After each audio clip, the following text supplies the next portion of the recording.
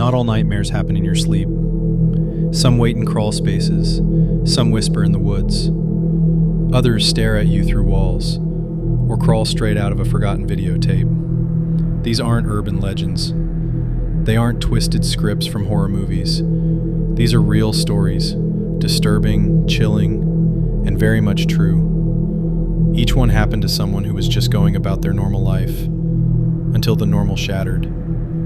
Tonight you'll hear 4 terrifying true tales of things that hid above your head, vanished without a trace, watched you through the shadows, and followed you home without a sound.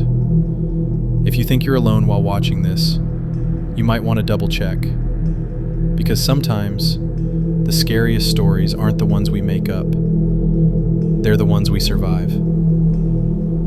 Story 1. The Man in the Crawl Space.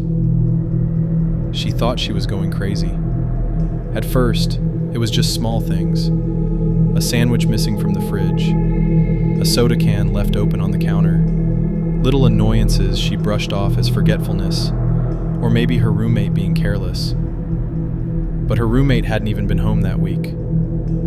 Brittany, a 19-year-old college sophomore in Greensboro, North Carolina, was living off campus in a quiet rented house.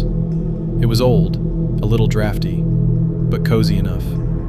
Until it wasn't. Every night, she'd lie in bed and hear something. Soft scraping sounds coming from above her ceiling. Not loud enough to call 911, but definitely not just the wind. She tried convincing herself it was just squirrels, or maybe old pipes settling. Then one night she woke up at 3 a.m. to what sounded like breathing. Slow, heavy, human. Her closet door was cracked open. She always closed it before bed. Heart racing, she flicked on the lights. The noise stopped. No one there. She told her friends, even called her boyfriend to stay over a few nights. But every time she was alone, the noises returned. More persistent. Closer. Then came the turning point. One afternoon, she came home early from class and headed to her bedroom. The door was shut. She was sure she'd left it open. Inside, the room was cold, the window slightly ajar, and her jewelry box was wide open. She finally called her landlord, who agreed to come check the attic crawl space above her ceiling. The entrance was a tiny square in the hallway closet, barely noticeable unless you were looking for it. What they found still gives her nightmares. Inside the crawl space was a nest of old blankets, food wrappers, a backpack, and a man. He'd been living there for nearly 2 weeks, homeless, mentally unstable, and, according to police, he had previously broken into other homes and stayed hidden for days at a time. He'd been sneaking down while she was out or asleep, stealing food and personal items, watching her. They arrested him that day, but Brittany never slept in that house. She later found out that the man had written notes in a journal he left behind. Notes about her. What time she showered, what she ate, what she wore. Some pages ended with the same chilling line. Soon, I'll say hello. She moved out the next day, changed her number, changed her locks, and never, ever ignored strange sounds in the dark again. But while she found the monster hiding above her. The next story is about someone who vanished without a trace. Story 2, The Disappearing Boy on the Trail. It was supposed to be a simple family hike, just a few miles on a well-worn trail in the Smoky Mountains. Bright skies, packed lunches, nothing unusual. But in less than 10 seconds, everything changed. Dennis Martin was only 6 years old when his family took him to Great Smoky Mountains National Park in Tennessee for Father's Day weekend, 1969. They'd done this trip for years. Grandparents, cousins, a family tradition. That afternoon, Dennis and the other boys decided to play a harmless prank on the adults, sneak into the woods beside the trail, and jump out to scare them. 3 boys ran into the trees. 2 came out. Dennis was gone. At first, everyone thought he was just playing too well. They called for him, laughed, searched the area around the trail, but after minutes passed, and then hours, the laughter faded. Something was wrong. Horribly wrong. The search that followed became one of the largest in U.S. history. Hundreds of volunteers, park rangers, Green Berets, helicopters buzzed overhead, dogs combed the hills, but there wasn't a single scream. No trail, no footprints. It was like the forest swallowed him whole. Then, nearly a week later, searchers found something strange miles from where Dennis disappeared. A single child's shoe, spotless, not torn or dirty, not water damaged, just clean, like it had been placed there. Even more disturbing, another hiker had reported hearing a terrible scream in the woods that night, and not far from where Dennis vanished, they claimed to see a large, rough-looking man carrying something over his shoulder. Authorities never confirmed it, but the theories only grew darker. Some believed Dennis was taken by a stranger or by something else entirely.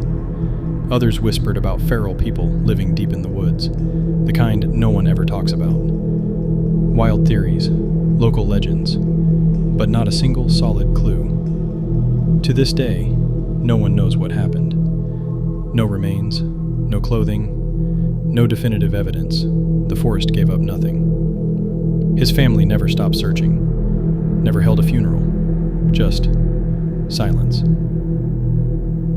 Years later, a retired ranger confessed that he believes something unnatural may have been involved, something not human. The trail where Dennis vanished is still open. People walk it every day. Most never know what happened there. But those who do say, the air feels heavier in that stretch, like the woods are watching. And the worst part? Dennis Martin was wearing a bright red shirt when he disappeared. They never found it. And while he vanished without a trace, the next story is about someone who found something that should have stayed hidden. Story 3, The Camera in the Wall. You expect a little weirdness when you move off campus. Maybe noisy neighbors or the occasional leaky faucet. But not this. Alyssa, a 21-year-old nursing student in Texas, thought she found a dream rental, cheap, private, and just a 10-minute walk to class. The room was cozy, the neighborhood quiet, almost too quiet. At first, it was just a buzzing noise at night, a soft mechanical hum that came and went. She assumed it was an old fan or bad wiring, but then she noticed something else. Every time she turned off the bathroom light, a tiny red flicker blinked inside the ceiling vent, just for a second. One night, her instincts took over. She climbed onto the sink with her phone's flashlight and peered through the vent. What she saw chilled her blood. A miniature camera lens, buried behind the grate, pointed directly at her. She stumbled back and immediately called the police. When they arrived, they discovered more than just a single hidden camera. The walls of the house had been modified. Tiny holes drilled in vents, smoke detectors, light fixtures, hidden microphones, multiple streaming devices, all feeding to one location, a black van parked down the street. Inside that van, police found a laptop, several hard drives, and hours, hundreds of hours, of footage from multiple women who had lived in that same house before Alyssa. Private moments, showers, changing clothes, sleeping. The footage was time-stamped, organized, categorized by room and date. The owner of the house, an older man, claimed total ignorance. A tech-savvy man in his 30s who helped manage the rentals and installed cameras for safety, according to his excuse. Turns out, he'd been using that van to remotely monitor tenants for over 2 years, watching from just outside their homes, parked innocently like any other neighbor. And Alyssa? She was the only one who ever noticed. He was arrested, but the damage was already done. Dozens of women had been watched without their knowledge. Some footage had been uploaded online, others were never recovered. Alyssa moved out that same week and never lived alone again.